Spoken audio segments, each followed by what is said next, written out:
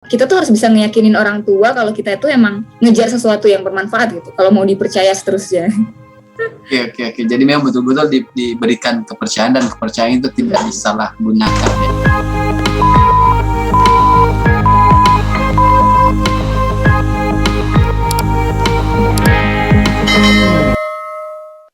Kan ini Kak Vivi kan cewek nih. Gimana apa namanya, pendapat orang tua terkait kakak di kejauhan seperti itu? Kalau orang tua aku sih nggak pernah komen ya. Aku rasa karena aku orangnya emang dari awal nggak pernah macam-macam, jadi kayak orang tua aku tuh juga nggak khawatir gitu. Dipercaya ya? Iya, karena aku juga dari zaman sekolah kan bukan tipe yang cari masalah kayak gitu. Emang aku tuh tipe yang orang tua tahu gitu kalau aku tuh tipe yang proaktif, suka cara-cara yang bermanfaat ketimbang misalnya cuma jalan-jalan nggak jelas ngabisin bensin gitu atau ngafe gitu kan, aku nggak pakai gitu. Jadi memang sudah tahu bahwa betul-betul pengen merubah nasib gitu. Ya. Jadi kita tuh harus bisa ngeyakinin orang tua kalau kita itu emang ngejar sesuatu yang bermanfaat gitu, kalau mau dipercaya seterusnya. Oke. Jadi memang betul-betul diberikan kepercayaan, dan kepercayaan itu tidak disalahgunakan ya. Insyaallah. Iya. Di tahun kedua gimana startingnya untuk berpikiran bahwa saya ini perlu berbisnis, saya ini perlu berusaha gitu? Jadi kan tahun pertama aku masih dikirimin uang kan, dan itu tuh dikirimin uang berapa? Uang yang dikirimkan orang tua ke per bulan berapa? Biasanya 50.000. 50.000? Iya. Sambil jualan tuh, karena emang mamaku tuh sanggupnya ngirimnya segitu. Per bulan? Iya, 50.000 sebulan. Karena di rumah juga kekurangan kan. Iya. Cuma mau kirim ke aku gitu. Betul-betul orang tua berjuang. Kalau emang lagi ada rezeki biasanya bisa sampai 200, tapi aku ambil rata-rata 50 karena sering kali juga sebulan nggak ada dikirim kayak gitu. Oke. Tapi Kak Vivi merasa maklum lah karena di rumah juga. Iya, jadi aku kayak nggak nuntut. Paling aku kalau udah nggak ada sama sekali baru ada uang nggak mah gitu. Oke, dikirim 50.000. Gitu. Tapi Kak Vivi nggak pernah bilang, "Mak harus kirimin." Oh enggak lah. Enggak. Di awal tahun gimana usahanya? Di awal berbisnis. Kalau di awal tahun kan aku masih jualan kayak gitu kan. Dan sebelum itu kakak memang ambil jurusan apa di kampus? Jurusan bisnis. Memang entrepreneurship itu bahasanya. Bahasa Inggrisnya biasanya disebut entrepreneurship. Jadi kalau di ITB kan ada fakultas SBM nih, Sekolah Bisnis dan Manajemen. Oh, memang diambil bisnis ya? Emang aku ambil fakultas SBM. Oke. Dan tahun pertama kan belum masuk jurusan, tahun kedua aku baru masuk jurusan dan milih jurusan bisnis karena emang aku bisnis. Kenapa aku pilih tahun kedua itu? Karena di saat itu juga aku kayak tahun kedua aku masuk jurusan, aku nggak mau dikirimin orang tua lagi. Aku bertekad untuk aku nggak boleh sampai dikirimin sama mama atau bapakku lagi gitu. That's why aku mulai fokus untuk bisnis lebih serius gitu, bukan jualan gorengan lagi karena itu benar-benar cukup capek Kak. Betul. Kadang-kadang aku nggak sempet ambil danusan di depan kampus, harus bawa ke belakang kampus kan gedung aku di belakang kampus tuh. Jadi kayak aku harus jalan dari depan ITB sampai belakang ITB gitu. Itu dan aku harus nyampe sebelum jam 7 pagi. Sedangkan kuliah aku ada yang jam 7, ada yang jam 8 gitu. Jadi kayak kadang-kadang nggak keburu. Jualannya per bulan menghasilkan berapa biasanya kalau jualan? Nah, itu aku tahun pertama tuh masih belum hitung-hitung begituan. Jadi kayak emang jualan aja gitu tanpa tercatat gitu. Tapi kalau sehari dapatnya itu 25.000 sampai 50.000. Tapi kalau itu 3 baru dapat 75. Dan itu tuh cuma Senin sampai Jumat aja kayak gitu. Jadi ya bisa dikira-kira sendiri lah berapa. Karena aku juga nggak nyatat kayak gitu. Oke, luar biasa ya. Tapi setelah lepas daripada itu sistem apa yang digunakan Kak Vivi untuk saya ini harus menikah dong, capek kalau gini jualan gini terus. Okay. Jadi waktu itu kan kebetulan aku emang ambil entrepreneurship kan, jurusan entrepreneurship. Sekalian juga biar aku punya uang. Kayak di situ tuh kuliahnya 3 hari dalam seminggu kalau jurusan ini. Karena sisanya kita dikasih kayak kesenggangan waktu untuk ngejalanin bisnis gitu istilahnya. Okay. Jadi aku pilih itu sengaja. Oke, terus dari situ pertama-tama kita disuruh resell dulu, cari produk yang bisa kita resell. Oke, akhirnya aku milih untuk nge-resell produk gamis yang aku ambil dari Soreang waktu itu. Jadi, ini yang suruh siapa nih? Yang suruh siapa nih? Ini masih dosen yang nyuruh. Oh iya. Cuman dari situ masih semester pendek kan, dalam 3 bulan tuh nge-resell produk. Habis itu pas masuk semester berikutnya, mulailah disuruh bikin kayak perusahaan pura-pura gitu loh, perusahaan ala-ala kita sendiri gitu. Jadi perusahaan ala-ala. Iya, oke. Mahasiswa harus punya kayak gitu. Boleh kerja sama mahasiswa yang lain, boleh sendiri. Jadi aku milih sendiri. Aku emang orangnya solo player gitu kan. Oh, player, wow. Mantap ini kakak ya, luar biasa. Oke, next. Ya, jadi dari resell gamis tadi, aku mulai seriusin untuk bikin akun all shop sendiri. Gitu. Itu mulai dari namanya tuh Seven Nikah, belum sampai Sedati tuh. Itu tuh kayak gamis yang murah-murah dan postingan di IG itu juga cuma postingan foto aku pakai gamis doang gitu. Tapi ternyata laku. Jadi apapun yang dijual bisa laku ya. Iya, ternyata bisa laku. Bisa laku ya. Itu tuh mulainya dari berapa ya? Dari satu lusin dijual. Ya, awalnya aku nyari konveksinya di daerah Kabupaten Bandung. Aku nyari konveksi, nyempil rumah orang. Ya. Gitu. Jadi dari situ sih mulainya aku. Habis itu setelah Seven Cup itu kayak wah ini kayaknya harus ubah nih, nggak bisa kayak gini, rebranding nih. Sudah mengenal namanya rebranding atau branding ya. Sudah mulai namanya ya. Di semester berapa itu? Semester berapa ya? Sekitar tahun kedua pokoknya. Tahun kedua berarti 3-4 lah ya. Iya, 4. Berarti terfikirkan gimana caranya supaya memang ada mata kuliah yang memang betul-betul saya harus branding ini, harus kepikiran branding ini. Saya harus punya branding. Iya, jadi kayak kan kita kan belajarnya emang fokus di bisnis kan. Nah, itu juga pentingnya kita tuh kalau emang udah suka sesuatu atau udah punya tujuan sesuatu, bagusnya fokus aja ngambil jalur yang di situ juga. Jadi kayak kita tuh terdevelop. Karena aku kan nggak pernah pikiran sebelumnya untuk bikin brand kayak gitu. Tapi setelah aku kuliah, aku jadi kayak tahu rupanya marketing tuh secara lebih mendalam tuh seperti ini. Ternyata brand tuh seperti ini. Jadi kayak yang awalnya gamis-gamis resell itu nggak ada brandnya, aku mulai untuk ngubah itu tuh jadi Sedati kayak gitu akhirnya. Boleh tahu dong sejarahnya Sedati gimana tuh Sedati? Nah, jadi Sedati itu aku tuh dari awal bisnis itu selalu sama orang yang sekarang jadi suami aku. Kak Vivi udah nikah ya? Udah. Masya Allah, luar biasa ya. Oh iya, next. Nah, jadi emang kayak walaupun aku di kampus nggak bekerja sama mahasiswa yang lain, bikin report tugas sendiri, bisnis sendiri, tapi di luar itu aku tetap punya partner. Jadi kayak bisnis kita nggak bisa sendiri sebenarnya. Tapi suami anak bidik misi juga? Bukan. Ya. Cuman dia nggak bidik misi, tapi sebenarnya dia nggak mampu. Jadi kayak dia tuh tipe yang nggak riset sebelum kuliah. Kalau aku riset nih, aku tahu. Oh iya, oke.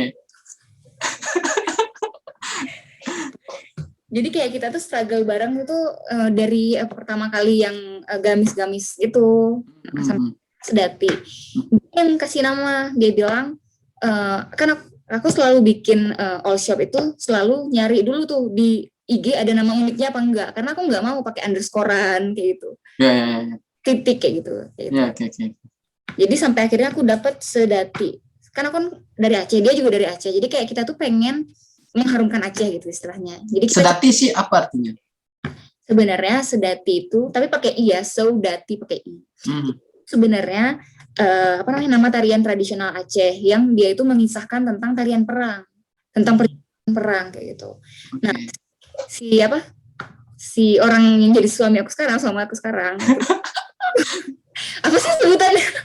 Mantan gitu. Iya. Mantan pacar. Tapi mantan pacar. Ya suami lah ya suami. Iya suami. Ya. Oke. Jadi dia itu yang ngasih kayak filosofi ya gitu. Sedati itu kita tuh mau membuat cewek-cewek muslim itu strong kayak gitu. Strong, kuat ya.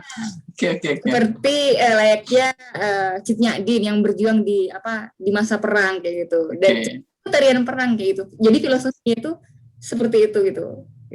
Luar biasa. Dengan nama tarian perang. Gitu. Luar biasa memang. Jadi memang ada filosofisnya ya. Iya. Tapi kalau terfikirkan dari brand ini, dari brand Syudati ini, mengemasnya memang filosofinya kan seperti itu. Apa yang ingin dicapai dari filosofi seperti itu untuk di usahanya sendiri? Nah, jadi sebenarnya pas pertama kali Syudati itu hadir itu tuh kita belum mikirin sampai sedetail value yang benar-benar unik gitu. Iya. Sebenarnya di Indonesia itu kan banyak banget orang jualan hijab. Tapi kalau kita ditanyain apa sih beda dari setiap brand hijab itu, nggak terlalu ada perbedaan yang signifikan. Ya nggak sih? Iya, betul. Ya udah kalau dilihat kayaknya kebanyakan trennya pada pakai pastel deh, value-nya pada pastel deh. Tapi nggak ada value yang signifikan. Sama aku juga waktu itu masih kayak ngikut arus aja gitu, ngikut tren itu. Dan ketika aku udah nggak sanggup lagi, padahal ini kan nggak ada value kan, tapi alhamdulillah tuh orderan banyak gitu. Sampai akhirnya aku belum mampu untuk belum mampu untuk ngejalanin itu sambil ngejalanin kuliahku, kayak kuliahku tuh agak keteteran, tugasku numpuk kayak gitu. Oke. Dan aku sadar gitu kalau dari bisnis itu aku sadar kalau aku tuh masih kekurangan skill automasi bisnis kayak gitu Kak. Manajemen bisnisnya, gimana caranya aku bisa mendelegasikan tugas yang selamanya aku kerjain di Syudati itu ke orang lain, ke karyawan. Padahal sebenarnya aku mampu untuk hire karyawan, tapi aku nggak mampu untuk mendelegasikan itu gitu di Syudati. Bukan nggak mampu ya, belum bisa mempercayakan ke orang apakah dia mampu untuk jualan. Iya kayak gitu Kak, kayak aku tuh masih ragu gitu. Jadi kayak oke, aku memutuskan untuk berhenti dulu Syudati, nggak ngiklan lagi, nggak endorse lagi. Itu sejak kapan?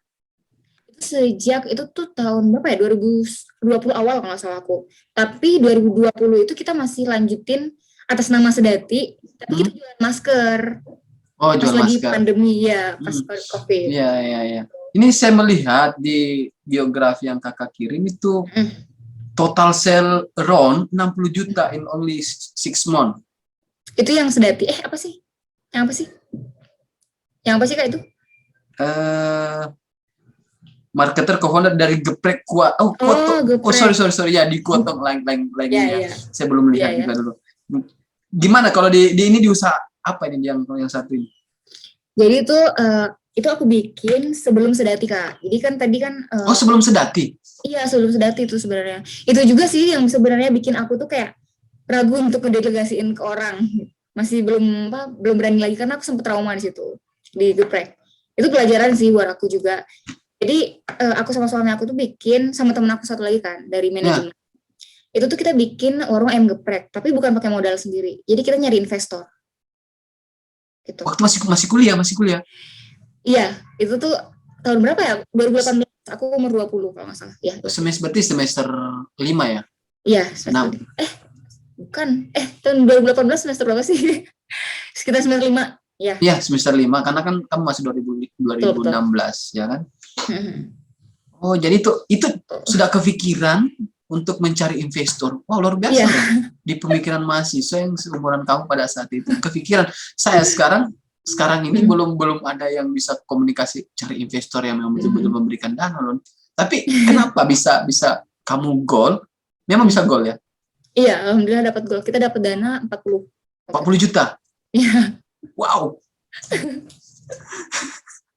Dana 40 juta starting menjualnya kayak gimana di ayam apa nih? Ayam geprek ini. Jadi kan aku perannya lebih banyak sebagai marketing kan kalau aku. Berapa orang? 3, yang main foundernya 3 kayak gitu. Oke, ya. Mantap. Nah, next. Habis itu kita dapat dana kan. Jadi emang investornya ini adalah dari jejaring alumni alumni ITB. Kan ada iya. gitu kan. Nah, kita lempar proposal ke mereka. Oke.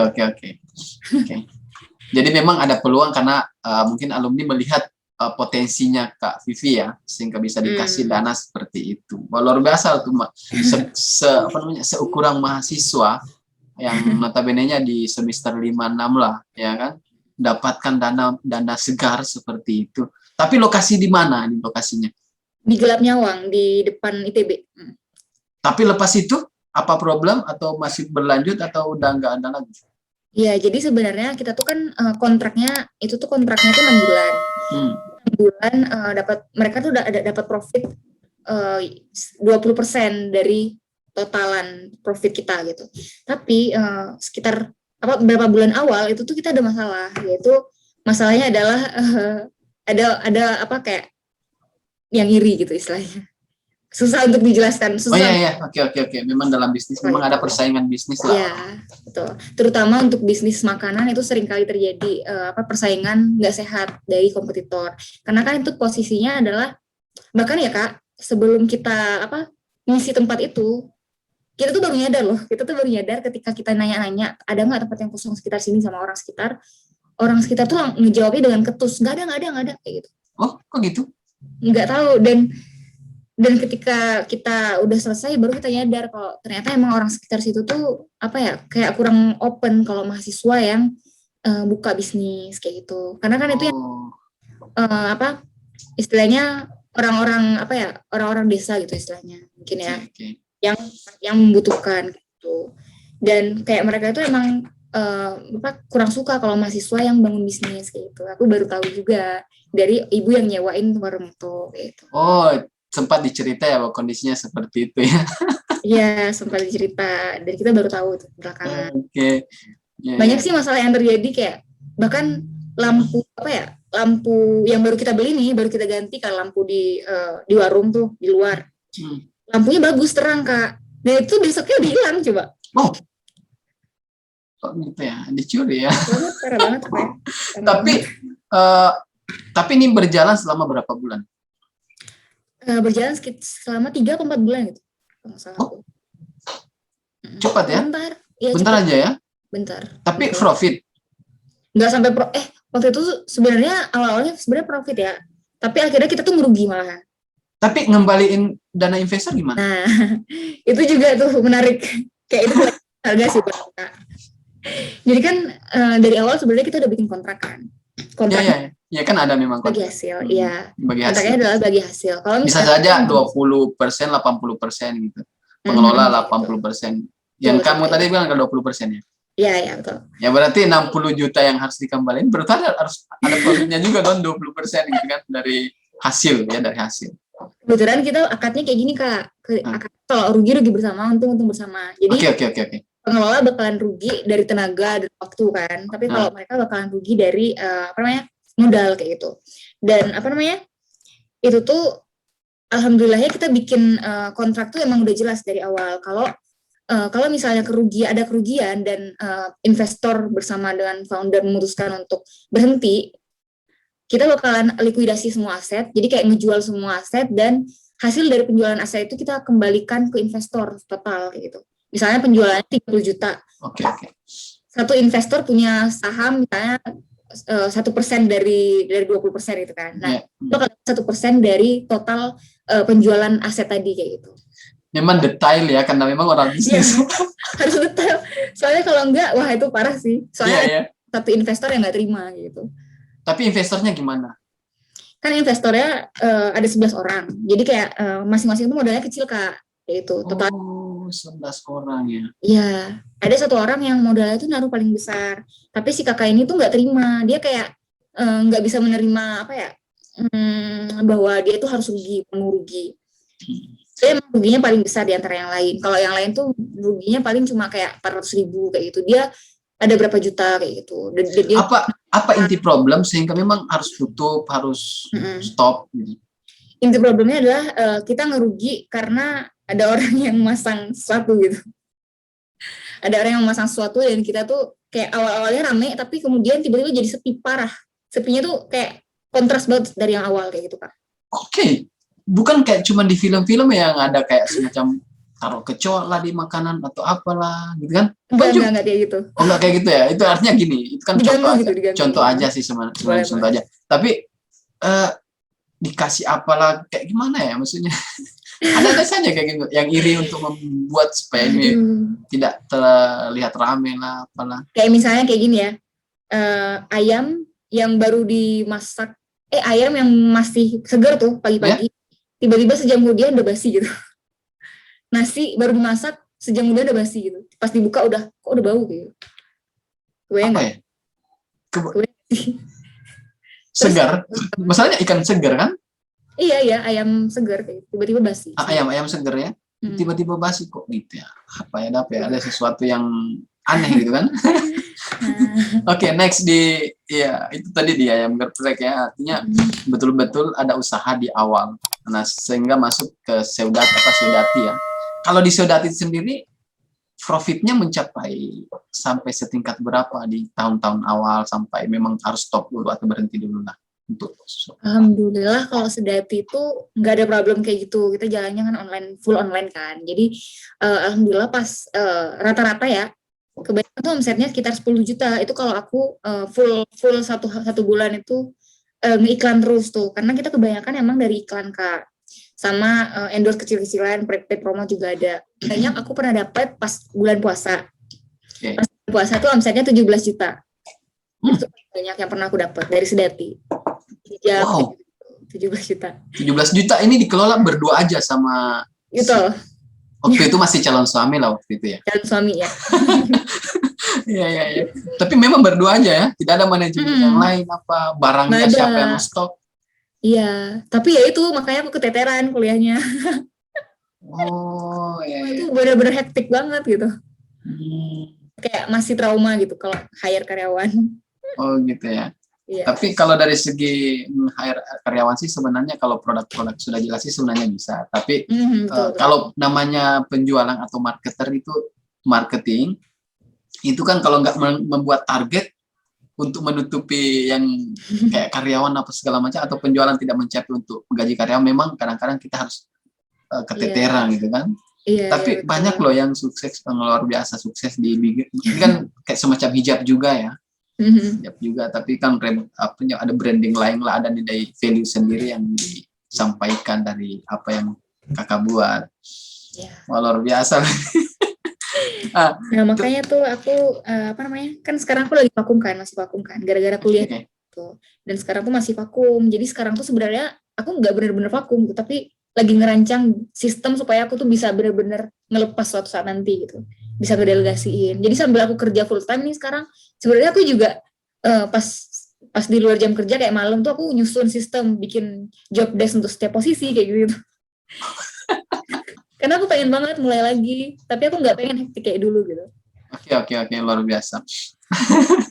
Mungkin berarti bukan berhenti ya, bukan stop ya, cuman istirahat aja, pikirkan konsepnya kayak gimana. Tapi sekarang fokus kerjanya apa sekarang? Aku jadi digital marketer di NGO asal Malaysia yang sekarang tuh lagi masuk ke Indonesia, namanya My Fun Action gitu. Fokusnya kemanusiaan sama pemberdayaan pemuda sih, kalau My Fun Action. Tapi kalau secara finansial mendukung untuk kehidupan keseharian? Alhamdulillah mendukung. Oke. Luar biasa ini. Iya. Kalau membuat diri kakak menjadi bahwa saya ini harus jadi digital marketer, saya harus fokus ke sana, ini gimana supaya kepikiran untuk saya ini seorang digital marketer loh ini? Aku sebenarnya nggak kepikiran jadi digital marketer Kak, tapi aku tuh kayak istilahnya baru menyadari kalau aku tuh minat banget di marketing itu pas akhir-akhir itu. Aku tuh kayak bertanya-tanya. Jadi kan aku pernah ketemu sama ibunya Pak Sandi kan, Pak Sandiaga Uno, ngobrol sama beliau, sama Bu Min namanya, Bu Min Uno kan. Nah, Bu Min tuh nanya sama aku, Vivia fokusnya di bidang apa? Kayak nanya ke aku, dan aku tuh kayak bingung menjawabnya.